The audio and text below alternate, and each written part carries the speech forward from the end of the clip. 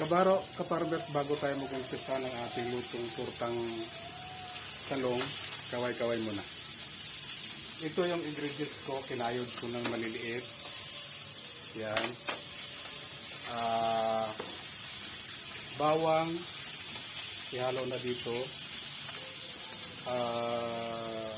Sibuyas, ihalo na. Tapos,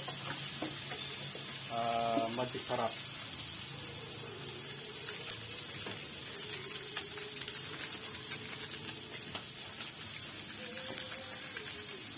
Yan, magic sarap. Tapos, ng itlog. Mga 3 itlog lang tama.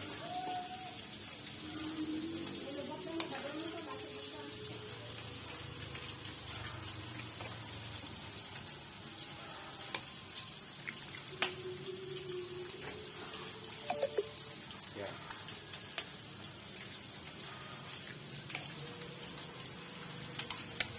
Kunin natin, batiin natin.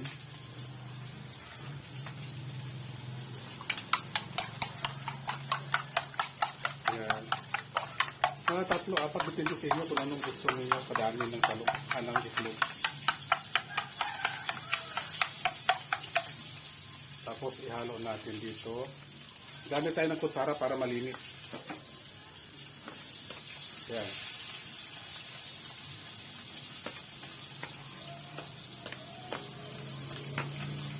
Pagkatapos, haluan natin ng harina.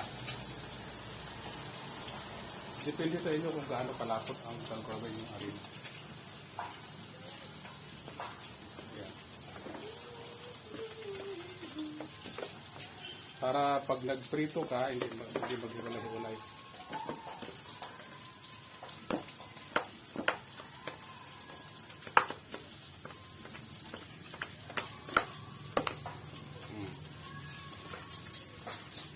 Tapos, iubos na natin yung itlog.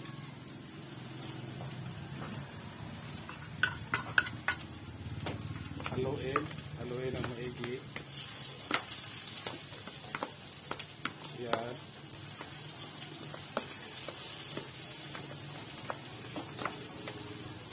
Maglagay din tayo ng paminta na durog. Pamintang durog. Para medyo malasa-lasa. Haluin natin ulit.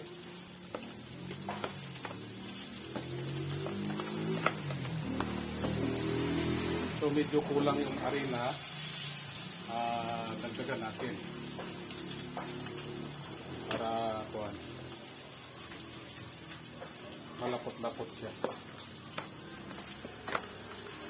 Haluin lang natin ng maigi para mag-mix talaga ng harina. Yan.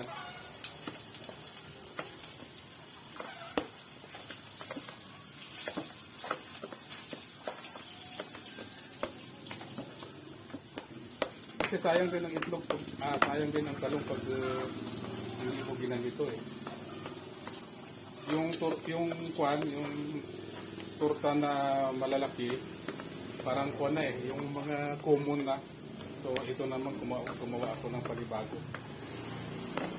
Yung parang labas dito, okoy. Parang okoy na siya. Yan, dagdagan natin ng asin. Tapos haluin para natin. Yan. Ito pwede na to. Ready na to. Ayan. Dagdagan natin ng kunting harina para medyo malapot-lapot din siya.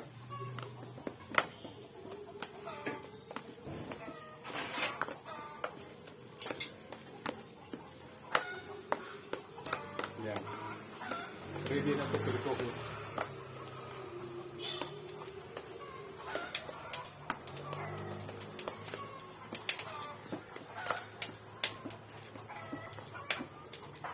Yan. Ayan na. Ready na.